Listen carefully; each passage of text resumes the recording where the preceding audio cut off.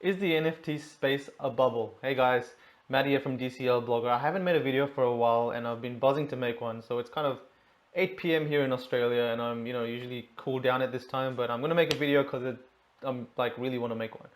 So I want to explain and kind of go through my thoughts on whether or not the NFT space is a bubble. I was asked this question during a interview actually, and I was like, I was going through Decentraland and Decentraland prices. Some have been $10,000s, hundreds of thousands of dollars. In fact, some Cryptovoxels parcels and Somnium Space, other virtual worlds have seen enormous amounts of money put in. So it does beg the question: is this space a bubble? If external people put their money in, is it going to go to dust sometime? So it's a really interesting topic to discuss, and I'm going to go through my thoughts and where the industry has been in the last 3 years and how it's progressed and whether or not it's a bubble really. So let's just jump into it. Um, First off, what is a bubble, right? A bubble is like a really quick advance of financial and economic conditions. Whoops, let's get rid of this. So really quickly, the price of whatever you've invested in or whichever field you are kind of watching increases dramatically. It goes from, obviously, we've seen Bitcoin go from $3,000 to $15,000 to $20,000 in the matter of like 6 to 7 months, and that double, tripling, quadrupling of price value is not a common thing. You would have noticed it's a small phase that happens over a short period of time and then suddenly goes back down, or even over the time. Like there's a quicker ascent than a descent. So it goes up really quickly and then it slowly goes down and reaches some sort of stability. So you can see Bitcoin, a bubble is a part of the market. It's part of a phase of the cycle. It's this enormous amount of awareness and publicity, and it all kind of translates into financial value on the charts. And Bitcoin is a very easy example to see. But obviously, we've had these kind of small bubbles in other projects, Decentraland, crypto punks recently, actually. I would say, those kind of things, they were little bubbles. People suddenly became aware of them. We started to see a lot of them being shared on Twitter. And, they kind of went back down at some sort of stability point. But during that phase, a lot of people came to know about them, what they are, how they work, and the reason why they may be going up in value. So let's look at a couple of graphs. Let's look at the Decentraland one. Where are we? Is this one. Geez, I was lost there for a bit. So if we rewind it back to, this is the Decentraland, this is a Decentraland chart. If you go to mydcl.net/stats, you'd notice this. I kind of use it all over the place. So, everyone's kind of familiar with this. Hold up, guys. Let me just double check I'm recording. I always mess this up. Okay, I'm recording. You would have noticed that, when the Decentraland marketplace first went public, you can see here that as soon as the marketplace opened, people were buying and selling lands. No one knew the value of land. Some were selling for like 5,000 mana. Some were selling for 100,000 mana or 500,000 mana. No one really knew what the hell was going on. People were speculating that lands connected to roads or lands connected to the center were going to be worth an enormous amount of prices. Lands connected to roads and lands that were on the far outskirts.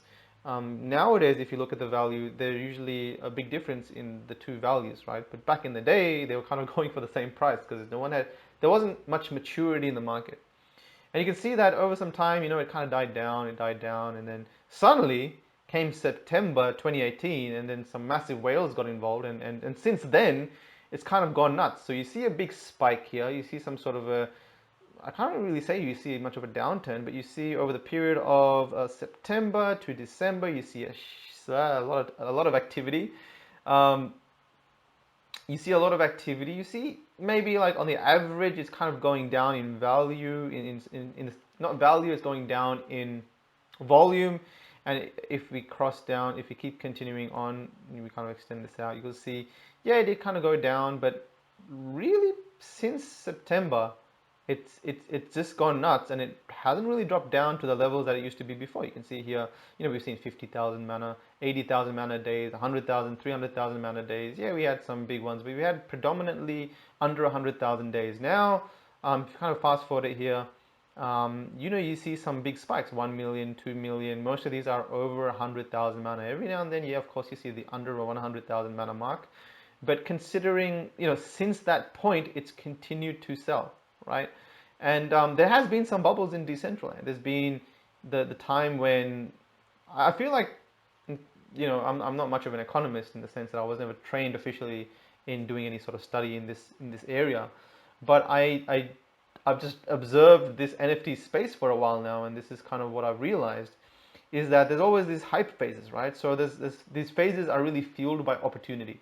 It's the emotion of opportunity of putting your money in and predominantly making a lot of money back out. When you start to see things selling for tens of thousands, hundreds of thousands of dollars, and really going up in value really quickly, you start to think, ooh, what if I put my money in today and then the next week I can sell it for double or triple amount? Like, that's what people are doing now. Why can't I do it further on?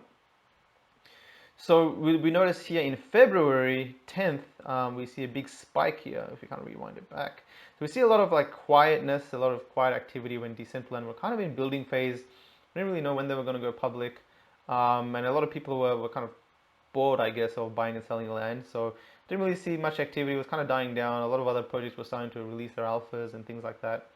And then suddenly Decentraland said, hey, we're going to release on the 20th of Feb, we're going live. And then you start to see a lot of value, a lot of volume pick up. And that sort of created a little bit of a bubble. You can see suddenly when it launched on Feb 20th, you can see the volume died down a little bit.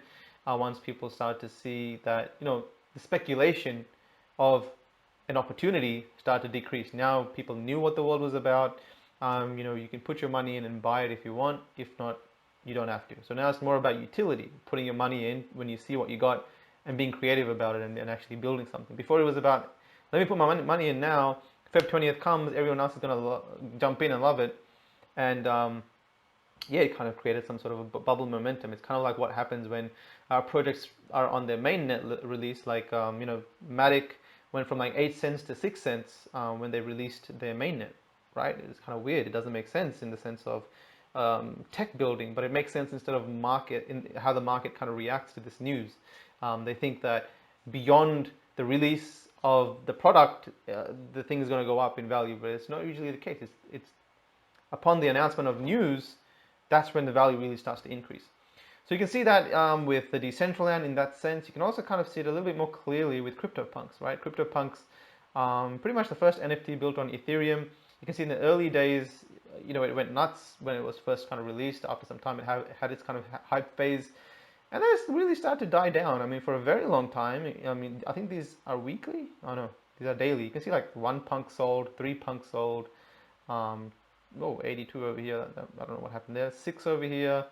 1 over there. $100, $200. Not really much to see. And for a while, kind of people thought they were dead. I mean, there was nothing really much to see. They're 8-bit, very small, 24 by 24 pixel. I think CryptoPunks images doesn't really look like there's much going on there. You can see here. People are like, why the hell would people even spend money on these things? But they were the first. And there's only 10,000 of them in the whole world. There's a scarcity in play. There's a first to market in play. There definitely is some value indicators there. And suddenly, after some time, you see this massive spike of volume once again. And after this phase, and especially during it, a lot of people come to know about CryptoPunks. They get to know what the hell is going on. And then, it does die down, but people kind of pay attention now. There's more people connected to the CryptoPunks Discord. There's more people connected to the Twitter bot tracking sales like me. I'm watching CryptoPunk sales now, I never used to before.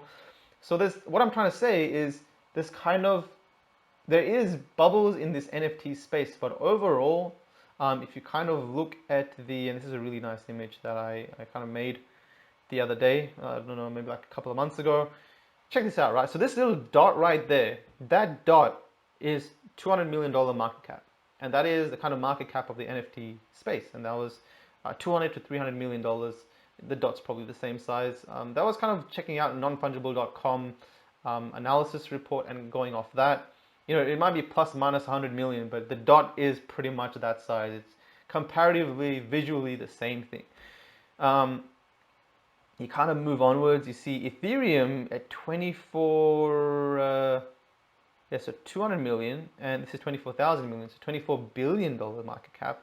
It's 120x the size of the NFT space. So I kind of see the market cap kind of indicating the size of the community and awareness, right? So at a very loose level, I'm sure there's some sort of correlation. I don't think it's easy to measure that, But at some stage, there's some sort of correlation there, right, from community size and market value.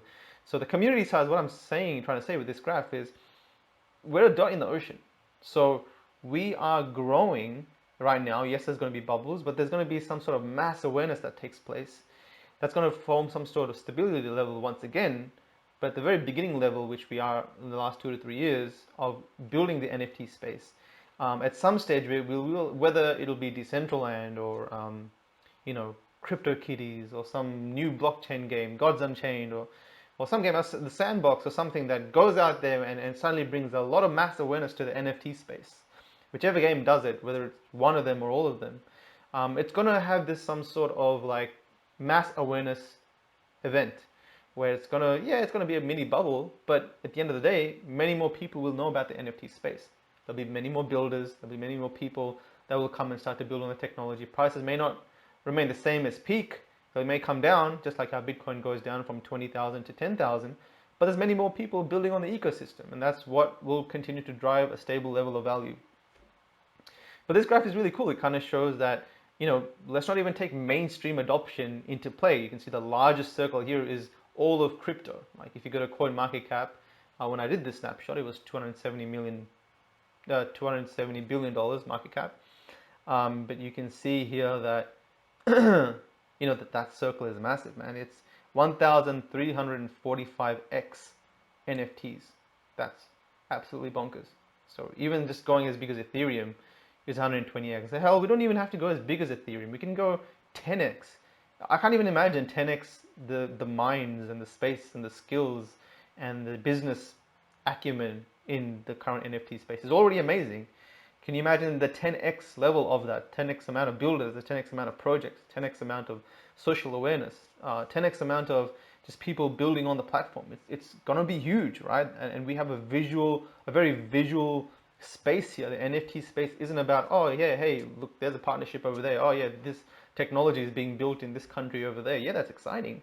But visually, we can see what's happening. We can see cool graphics maybe increasing. We can see people getting together in a virtual space in the thousands, hopefully one day, watching some concerts. So it's a lot more appealing. It's a lot more, I guess, socially viral content, which is why I like to personally invest and be part of the NFT space. So yeah, like, do I think the space is a bubble? Like, if we were to talk about maybe some assets, and you have to be wary of that. You have to be wary of the cycles. And if you do see CryptoPunks start to sell for $20,000, $30,000, you have to ask yourself, is that going to continue? At what stage is it going to drop back down? Same with Decentraland. If you start seeing Decentraland land sell for, right now the base is 13,000 mana, I think, which is about 600 USD. They start suddenly selling for 50 to 100,000 mana. A lot of that, if it's really quick, a lot of that's going to be fueled by some sort of FOMO, right? So you have to kind of invest intelligently. In my experience, the best investments or the best time to enter is when there's a stable volume. And I'm going to use Decentraland again because it's kind of a just good example in the sense that there's been stable volume over the course of like 3 years now, right? So we've known.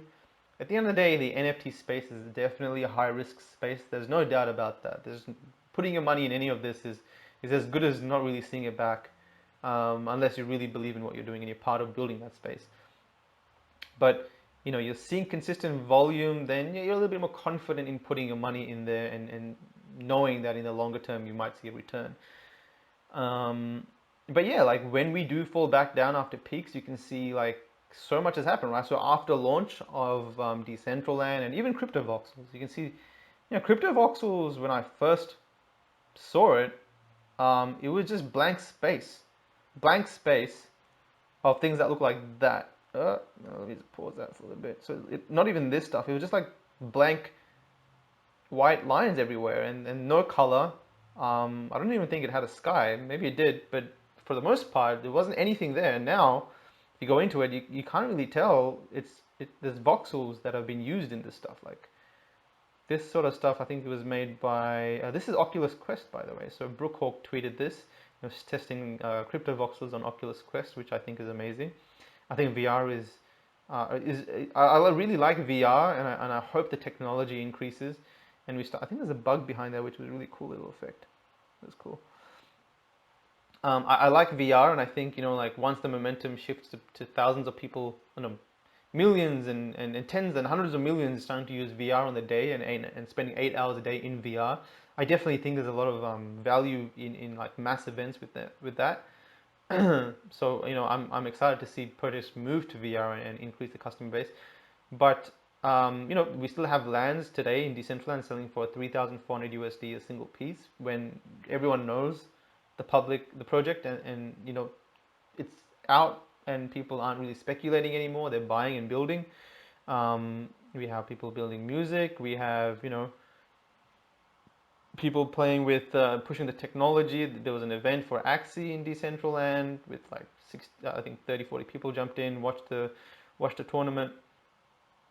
We had Risk make this really cool roller coaster type thing, which I think would be really cool in VR once we get there. We're not VR yet, but once we get there, it'd be awesome. But after